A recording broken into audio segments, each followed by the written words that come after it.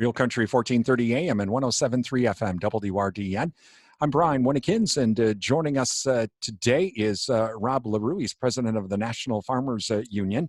And we had a chance to talk with Rod during the NAFB virtual convention recently. And thank you to Wisconsin Farmers Union for being a part of our broadcast, along with Brevin Seeds, Matt Carl's your representative, and Abyss Silo of Duran, the Animal Wellness Center of Buffalo Valley, and Compeer Financial. And Rob, thank you for joining us. Well, it's been a challenging year with the COVID for 2020, but as we look ahead towards 2021, new challenges because of a new administration.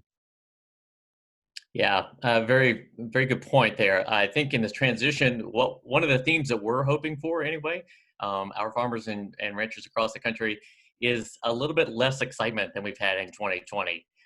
Bring some stability, and strength back to these markets. So we are hoping that is also one of the themes that the transition of President-elect Biden's team will employ here. It certainly was one of the messages through their campaign, wanting to make sure that they stay tough on finding new markets and trade agreements, but potentially doing it with our allies, for example, with China, as opposed to a go-it-alone approach, which we've seen the results of that, and it's pretty damaging. It's encouraging to see some of the markets improving a little bit here, but we're going to need to see strong markets across the board for a long time for farmers to truly recover.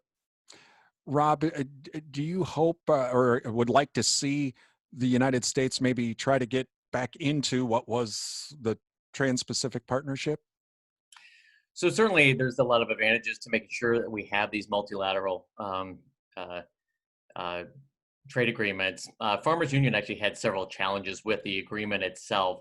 And so we want to make sure that any agreement that we get back into would be beneficial for farmers and really kind of addresses some of those key issues out there, one of them being currency manipulation in other markets and so forth.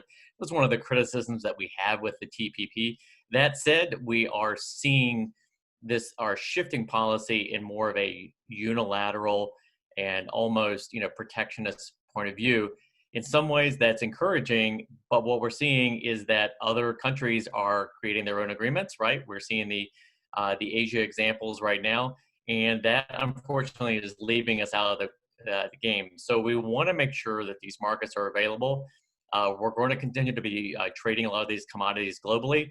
At the same time, we want to make sure that we can continue to build in value here in the U.S. and that we're not just selling the cheapest grain possible out there on a super cheap market. Talking with Rob Larew. He is president of the National Farmers Union, and had a chance to talk with him during our NAFB convention. Well, Rob, this is also going to be for you kind of, not only you have a new administration, but now all kinds of new lawmakers as well coming in. But because of COVID-19 and because of the food issues that we had, do you think that educating some of these new lawmakers about the importance of agriculture is going to be a lot easier this time around? Well,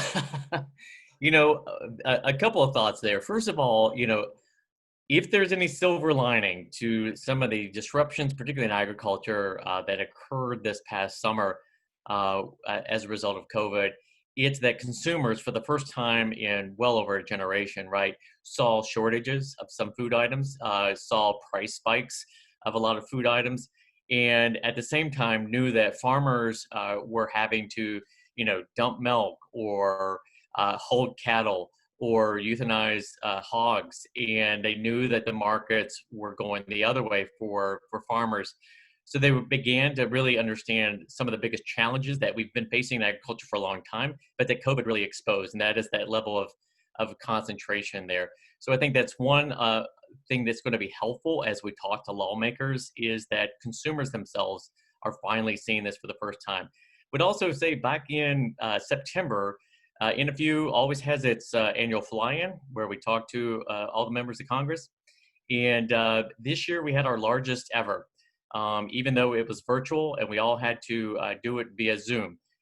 Members, our farmers and ranchers out there, are very interested in making sure that lawmakers understand what's up. So, farmers are some of the most adaptable folks out there, they will find, in this case, it's more than a piece of baling twine that was needed to try to make the accommodations, but they are finding ways to connect out there.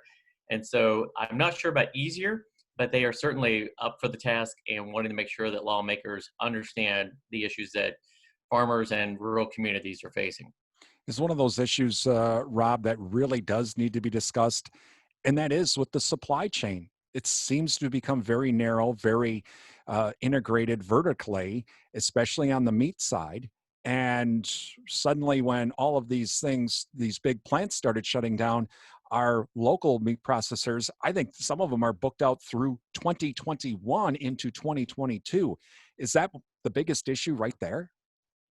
Yeah, I mean, I was complaining a few months ago that I can't get my own processing done until July of next year, and I hear lots of folks telling me that I should feel fortunate, that that's the case because the dates are much beyond that for a lot of people.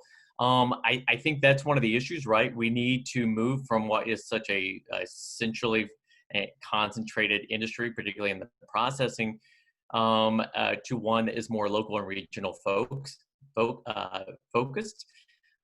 So we're encouraged by some of the bills that Congress is looking at that would increase the capacity for our local meat lockers, for example, other custom slaughter facilities and state inspected plants to be able to not only process more, but to improve their conditions to be able to sell into other markets as they move from state inspected, say, to federal inspected. That's one step, but the big issue, of course, that needs to be tackled is the concentration itself, and that requires a much bigger game of tackling antitrust enforcement and reform. That's going to be an interesting time. Again, Rob, we appreciate you joining us this morning. That's Rob Larew. He's president of the National Farmers Union. You're listening to WRDN.